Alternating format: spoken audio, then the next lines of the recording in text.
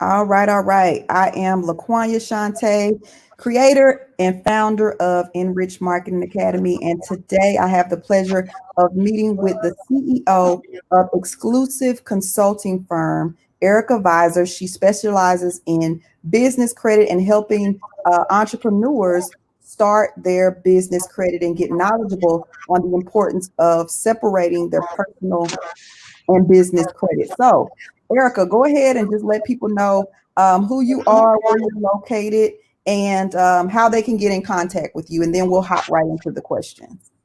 Hello, hello, hello. Hey. It's me, Erica V. As LaQuanya stated, I am Erica Viser with Exclusive Consulting Firm, LLC. I am located in Addison, Texas. And you can get in contact with me by going to my website at www.exclusiveconsultingfirm.com, or you can reach me on my business line at 972-884-0640. All right. So now that we have that out of the way, Erica, I do have a few questions here that I want to ask you.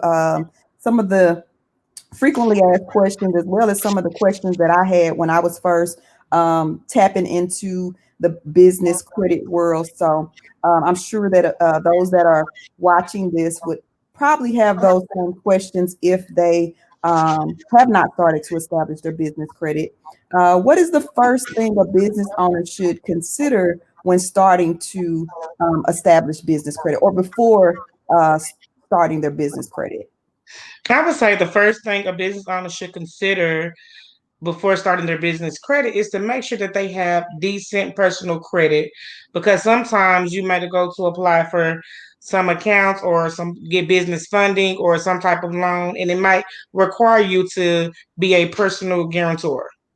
Okay, that makes sense. So, guys, make sure that before starting to establish your business credit, that you do have decent personal credit, because I know sometimes I've seen where people talk about doing business credit and then their personal credit is jacked up. Those things actually go hand in hand. So it's not like one replaces the other. They actually work hand in hand and they tie in together. So that's great. What is the importance of using business credit versus personal credit? Like, why would someone even need, if they have decent personal credit, why would be some reason why they would need business credit? The importance of using business credit versus your personal is because it separates your personal assets from your business assets. That's why it's good to go ahead and incorporate your business, either become an LLC or a partnership or SCorp or SCorp.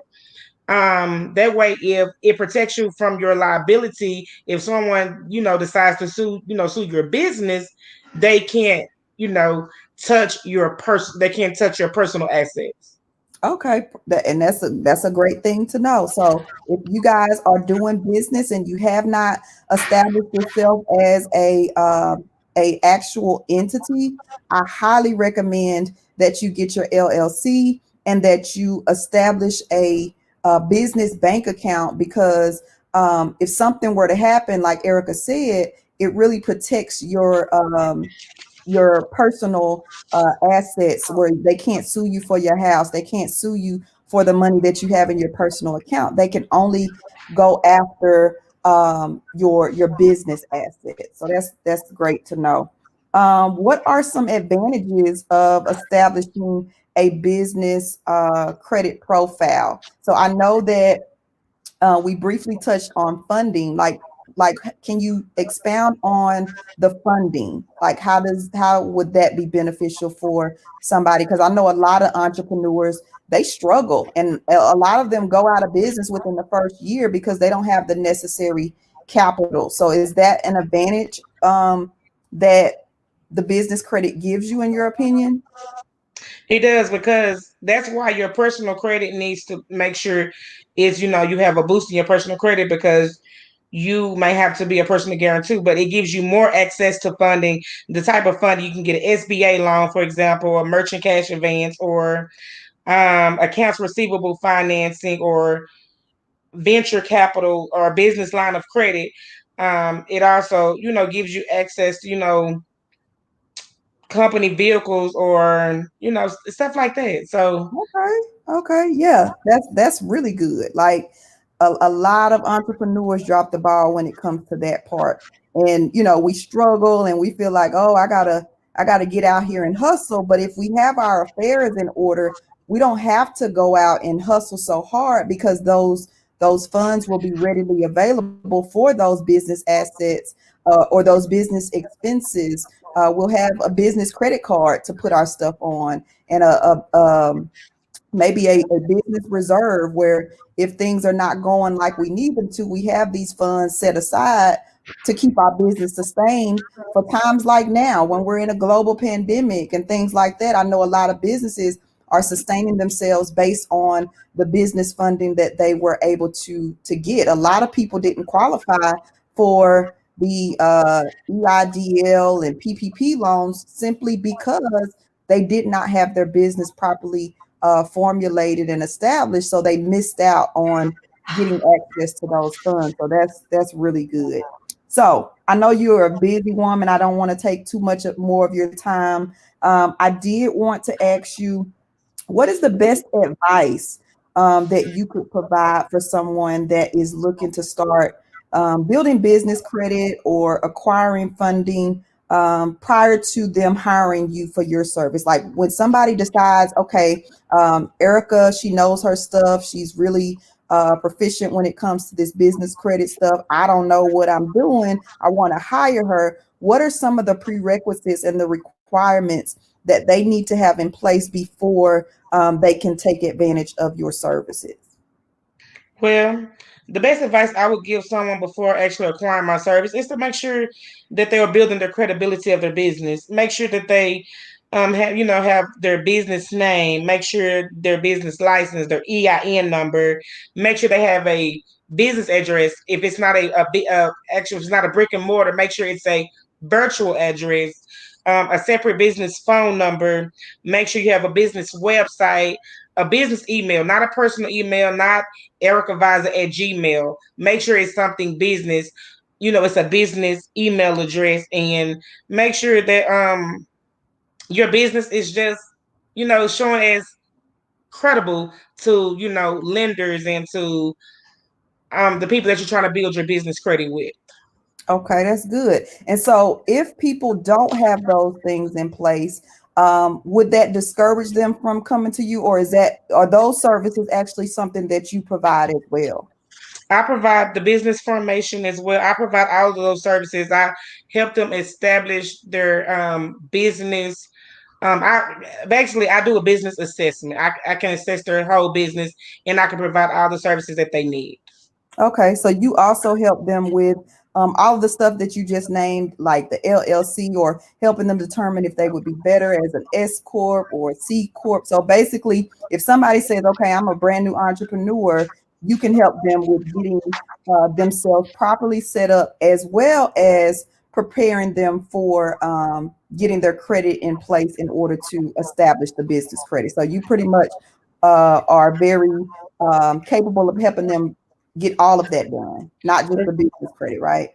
Right. So I have, even when they come to me, is trying to figure out their entity type. There are five main entities. So I will go over them and ask them a few questions to determine which best entity for them, whether if it's, we know sole proprietorship is the easiest one, but it doesn't build, it doesn't protect you, but you have your partnership, C Corp, S Corp, and your LLC. So I will ask them, a few questions to help them best determine which one they want to do. Because no, I'm not a CPA or an accountant, but because I can't, for taxation purposes, but I can, go with them and they can help them decide what they want to do.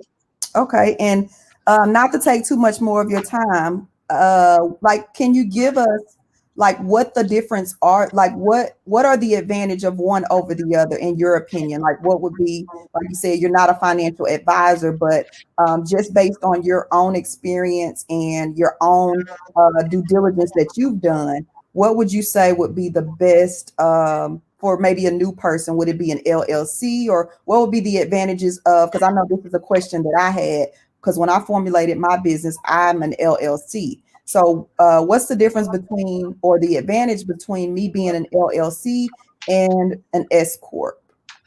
Okay, so well, let me explain. Let me explain a couple of things. Okay, so you have a partnership. That's with I'm gonna go talk about a partnership as well. That's with two or more individuals share ownership of a business, and Okay. each of the owner have to file their share of the profits on their personal return.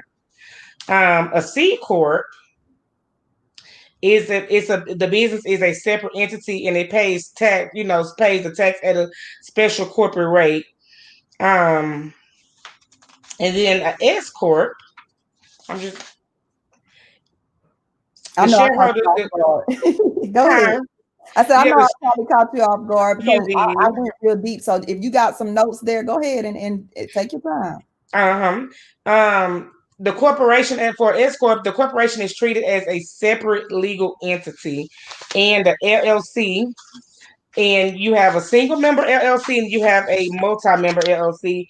And the multi-member LLC basically is filed on your tax return as a Schedule C, and a multi-member LLC is taxed as a corporation or through the owners, like I said, owner's individual tax return. Oh, okay. So that's basically what I do now. I do the LLC with the Schedule C. So that and Yes, so most of the single member LLC, and it's filed on your taxes as a Schedule C. yeah, so most sole proprietors, that's how they would file as well. Well, yeah, they will file as that, but they're not an entity. It's not separated because with a sole proprietor, that EIN number shares. If you have an EIN number, you're a sole prop. You can have five businesses. Those five businesses are going to share that same EIN number. But if you're an LLC, you're going to have a different EIN number.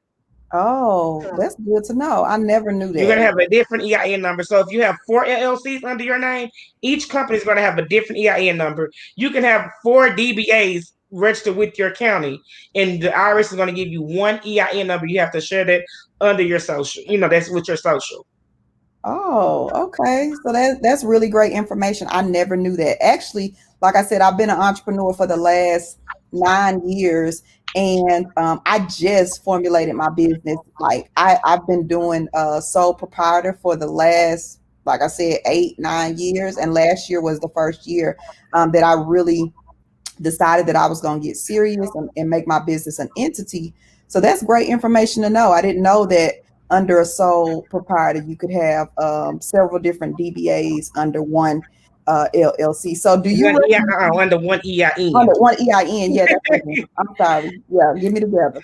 Yeah, Because we like want to make sure that we're providing the right information to people. So um, the like last, I have go and what ahead. let I'm me say sorry. one more thing. Like I have a lot of clients when they came to me for the PPP loan, with the lenders when they was giving out the PPP loans, a lot of them are asking, for your articles of incorporation because what I found was when I was doing them, the articles of incorporation with the PPP loans, I was getting easier and faster approvals than I was with the sole prop. Now they did get approved, but it didn't take as long as the LLC, you showing that you are an actual entity and you're registered with your states.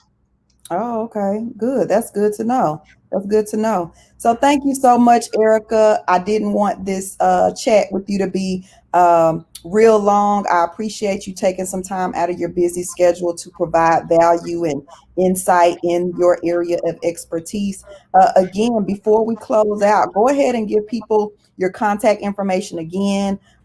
What's the best way for them to reach out to you in order to acquire your services or book a consultation with you in regards to getting their business properly formulated? Okay, my contact information, you can reach me on the web at www.exclusiveconsultingfirm.com. You can also reach me on Instagram at Exclusive Consulting Firm, also on Facebook at Exclusive Consulting Firm. My number is 972-884-0640, 972-884-0640, or you can send me an email at admin@exclusiveconsultingfirm.com. All right. All right. So thank you so much. And you guys do not hesitate to reach out to Erica. As you can see, she is a wealth of knowledge. She'll also be providing more value inside of the business boot camp. So You may be watching this video from inside of the boot camp. So if you are, congratulations. If you are watching this somewhere else, make sure that you take time to go out and go over and check out the boot camp and what we have to offer. You can do that at www.enrichmarketingacademy.com. We hope to see you on the inside. Bye.